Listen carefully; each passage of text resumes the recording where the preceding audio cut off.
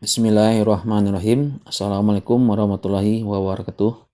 Segala puji hanya milik Allah, Rabb semesta alam yang telah memberikan kepada kita nikmat iman, kesempatan untuk mempelajari agamanya. Salawat dan salam semoga tercurahkan kepada Nabi kita Muhammad SAW, kepada keluarga beliau, sahabat beliau, dan orang-orang yang mengikuti jalan mereka sehingga hari kiamat. Saudara-saudara kaum muslimin dimanapun berada, di channel Hijrah Butuh Ilmu ini kita akan berusaha mempelajari Islam berdasarkan Al-Quran dan Sunnah sesuai dengan pemahaman para sahabat, karena inilah jalan yang paling selamat dalam memahami agama ini. Pada video kali ini kita akan membahas kitab Al-Jumuriyah, itu penjelasan matan Al-Jumuriyah yang merupakan karya dari Imam Muhammad bin Ajurum Asy-Syanhaji, wafat tahun 723 Hijriah. Baik, kita akan memulai pembahasannya. Ini cover dari buku nanti yang akan kita terbitkan setelah selesai mensyarahnya. Selanjutnya ini penjelasan awal tentang buku ini, lalu kata pengantar nanti akan bisa dibaca di file PDF-nya atau buku cetaknya. Saya tidak akan menjelaskannya secara detail. Lalu biografi penulis Sarah, ini biografi saya sebagai penulis Sarah secara garis besarnya seperti ini, bisa dilihat. Lalu selanjutnya pada halaman berikutnya tentang program dakwah Hijrah Butuh Ilmu. Ini tujuan dakwah ini apa? Jadi ini bisa secara sekilas diperhatikan. Itu tujuannya adalah ini penulisan artikel dakwah, menyebarkan dakwah kepada masyarakat melalui berbagai media digital, saluran WhatsApp, YouTube, website, Instagram, Facebook. Lalu tujuan selanjutnya menghidupkan tradisi belajar kitab ulama. Lalu harapan program ini adalah ini secara garis besarnya harapannya ini. Baik, kita lanjutkan biografi penulis kitab Syarah. Beliau adalah Imam Muhammad, nama lengkap beliau adalah Imam Muhammad bin Ajurum Asy-Syanhaji yang wafat tahun 723 Hijriah.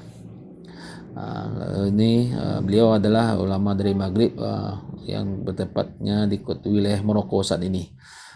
Ini saya tidak menjelaskan panjang lebar. Ini nanti bisa dibaca di file PDF-nya. Lalu selanjutnya keutamaan ilmu nahu ini dalam memahami Al-Quran dan hadis. Ini secara garis besarnya ini keutamaan ilmu nahu. Ini bisa dilihat di layar. Saya tidak akan menerangkannya. Lalu sejarah kitab Al-Jumuriyah ini dalam dunia Islam. Ini secara garis besarnya ini sejarahnya. Lalu mukadimah tentang kitab ini. Ini mukadimahnya, latar belakang penulisan kitab ini. Ini apa latar belakangnya, bisa nanti dibaca. Lalu selanjutnya apa pentingnya kita belajar ilmu ini, supaya kita memahami ilmu nahwu, jadi agar memahami ayat Al-Quran, memahami hadis Nabi, dan bisa membaca kitab-kitab para ulama. Ini tujuan utama belajar ini. Lalu selanjutnya metode membaca dan mempelajari kitab ini. Ini metodenya yang saya rangkum seperti ini. Pertama, kita membaca matan dari kitab tersebut dulu, memahami penjelasan syarahnya, memperlihatkan contoh kalimat dari penjelasan syarah matannya, mengulang dan menghafal kaidah, lalu membaca secara bertahap. Ini penting juga, ini belajar bersama guru. Ini hanya panduan secara awal bagaimana kita belajar ilmu nahwu.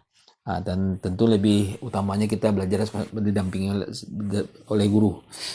Lalu selanjutnya ini daftar isinya kurang lebih pembahasan ini sampai selesai kira-kira 32 bab.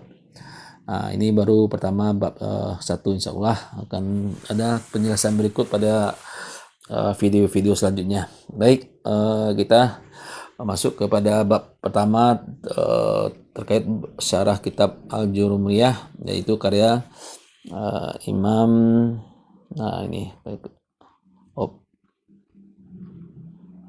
Ya.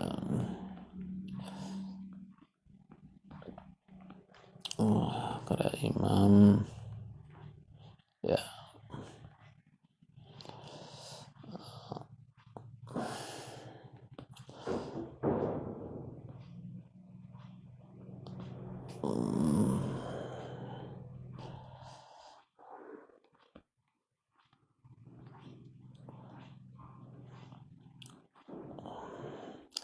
Karya Imam Muhammad bin Al-Jurum yang wafat pada 723 Hijriah. Pembahasan kali ini adalah bab 1, yaitu pengertian kalam. Bab ini, pada bab pertama ini kita membahas tentang konsep paling dasar dalam ilmu nahwu. Konsep paling dasar yaitu kalam. Ilmu nahwu pada dasarnya mempelajari dasar struktur kalimat bahasa Arab. Oleh karena itu, sebelum membahas kaidah-kaidah yang lebih rinci seperti irad, marfuk, mashud dan lainnya, para ulama terlebih dahulu menjelaskan apa yang maksud dengan kalimat atau ucapan yang sah dalam bahasa Arab. Dalam ilmu bahasa Arab, tidak setiap kata atau susunan kata disebut kalam. Ada syarat-syarat tertentu yang harus terpenuhi agar suatu ucapan dapat disebut sebagai kalimat yang sempurna. Karena itu, pembahasan kalam menjadi pintu pertama dalam memahami seluruh ilmu nahwu.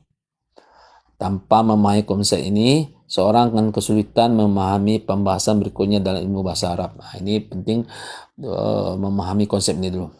Teks damatan dari kitab ini, dari bab ini adalah ini teks Arabnya, yaitu al-kalamu al-kalamu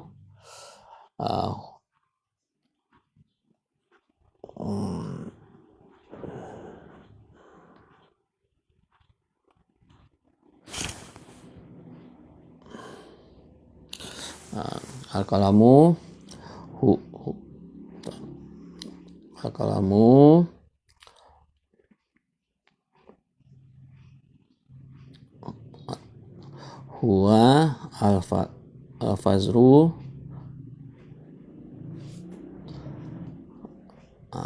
lalu al-murakabu, lalu al-mufidu bilwat. Ini mantan teksnya. Ini teks latinnya. Makna dari matan ini adalah kalam adalah lafaz yang tersusun dan memberikan makna yang sempurna menurut ketentuan bahasa. Kalimat ini merupakan definisi dasar yang diberikan oleh Imam Ibnu Al-Jurum dalam kitabnya.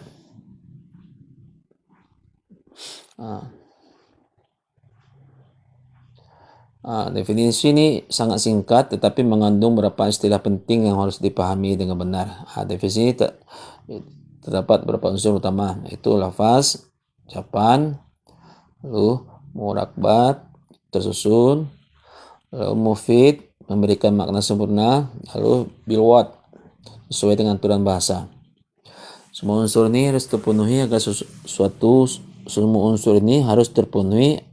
agar suatu ucapan disebut dalam bahasa Arab, disebut kalam dalam bahasa Arab. Penjelasan istilah nahwu. Ini selanjutnya kita akan menjelaskan apa aja istilah dari dalam yang digunakan ulama dalam nahwu. Istilah pertama, teks Arabnya lafaz.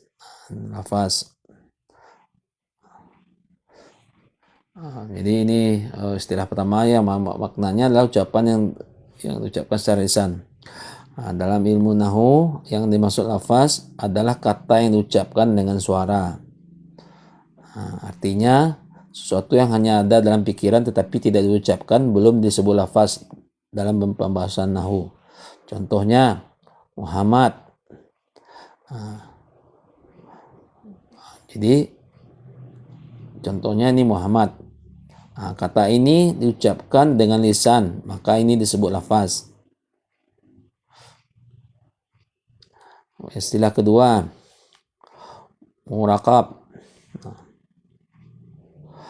Ini maknanya adalah susunan dari dua kata atau lebih. Murakab. Ini dua kata atau lebih. Dalam bahasa Arab, murakab berarti sesuatu yang tersusun dari beberapa unsur. Contoh kalimat.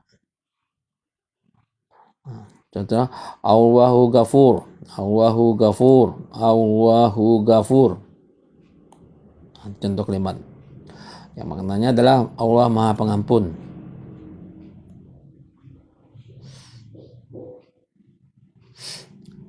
Lalu selanjutnya kalimat tersebut terdiri dari dua kata sehingga tersebut murakab.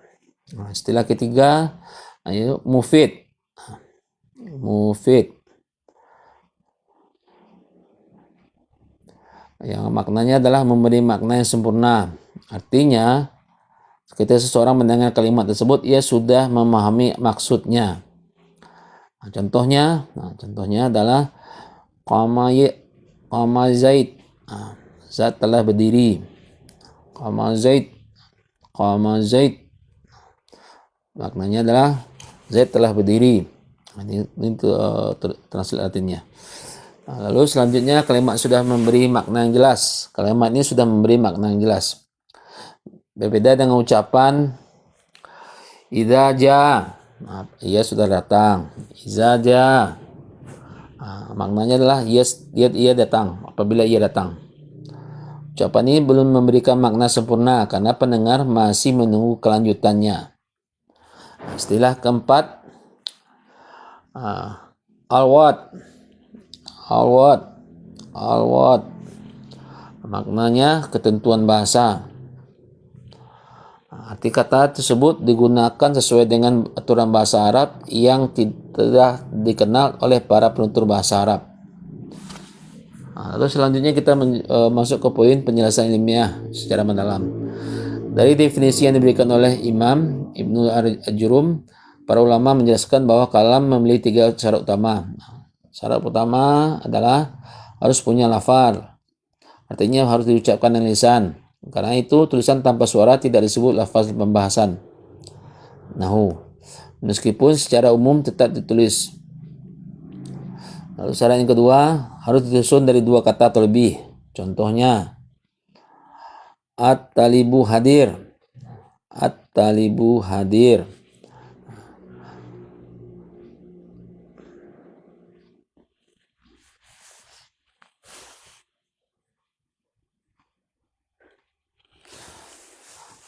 Pelajar itu hadir. Kalimat ini terdiri 2 kata sehingga disebut murakab. Sedangkan satu kata saja tidak disebut kalam. Contohnya kitab. Maknanya adalah buku. Kata ini hanya 1 kata sehingga belum disebut kalam. Syarat ketiga harus memberikan makna yang sempurna. Contoh kalimat sempurna. Teks syaratnya Allahu Rahim. Ini contoh kalimat yang sempurna. Artinya ini maknanya adalah Allah Maha Penyayang. Maknanya sudah jelas dan tidak membutuhkan tambahan. Contoh kalimat Arab. Contoh dari Al-Quran. Ini kita ambil contohnya dari Al-Baqarah 173. Allah Maha Pengampun lagi Maha Penyayang. Pertama kalimat Arabnya Allahumma ghafurur rahim. Allahumma ghafurur rahim. Artinya Allah Maha Pengampun lagi Maha Penyayang. Kalimat ini memenuhi syarat kalam karena diucapkan tersusun dari beberapa kata memberikan makna yang sempurna. Ini contohnya dari ayat Al-Quran. Lalu kita lanjutkan contoh dari hadis. Rasulullah bersabda yang mananya sesungguhnya amal itu tergantung niat. Ini hadis yang sangat populer. Contoh potongan dari kalimat Arab, teks Arabnya ini artinya innama al-amalu bin niat. Ini adalah hadis yang sangat populer. Maknanya sesungguhnya amal itu tergantung niatnya. Ini merupakan contoh kalam yang sempurna.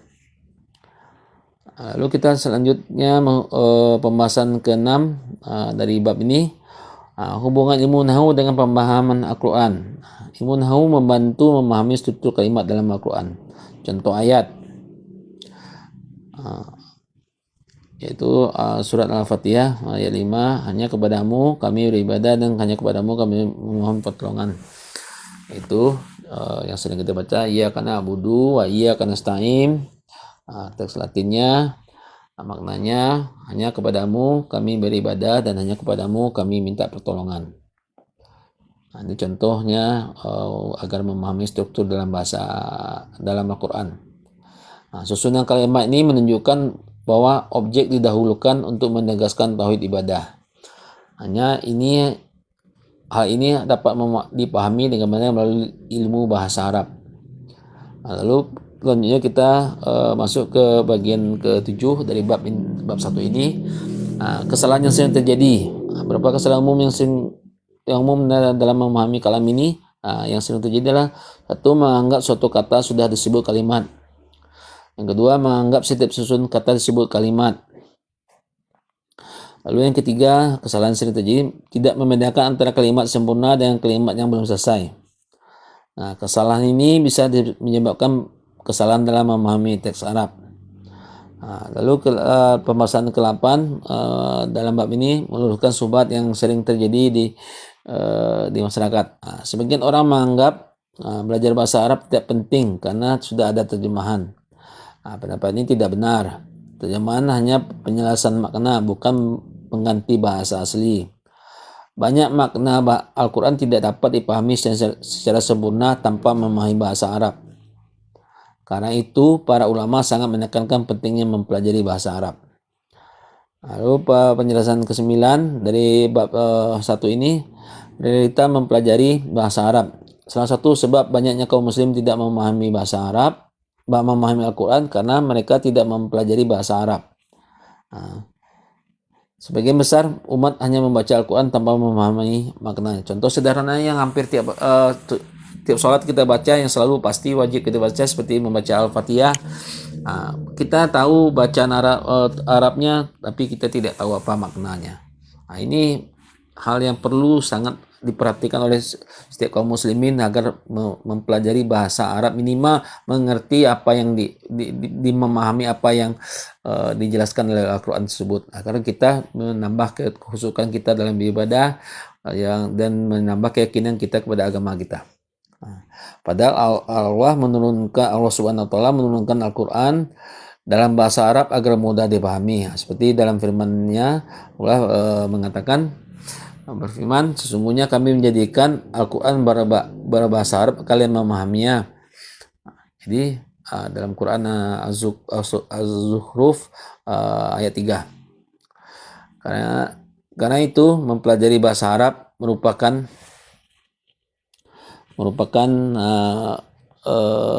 kebutuhan penting bagi umat Islam. Lalu selanjutnya pembahasan ke-10 dari bab 1 ini, kesimpulan inti dari bab ini. Beberapa poin penting dalam bab ini adalah: 1. Kalam adalah ucapan memiliki makna sempurna. Yang kedua, kalam harus memenuhi 3 syarat. Syarat berupa lafaz tersusun memberi makna sempurna. Lalu yang ketiga, satu kata saja tidak disebut kalam. Ilmu nahwu membantu memahami struktur kalimat bahasa Arab. Yang kelima, dengan memahami nahwu, seseorang lebih mudah memahami Al-Quran dan hadis. Lalu pembahasan selanjutnya dari bab ini adalah evaluasi penyampaian dari pertama tadi. Pertanyaan 1, apa definisi kalam menurut Ajurumiyah? Jawabannya adalah kalam adalah lafaz tersusun dan memberikan makna sempurna menurut ketentuan bahasa. Lalu evaluasi kedua, pertanyaannya, apa syarat kalam? Jawabannya, lafaz tersusun memberi makna sempurna. Lalu pertanyaan ketiga, apakah suatu kata disebut kalam? Tidak. Karena kalam harus tersusun dari 2 kata atau lebih.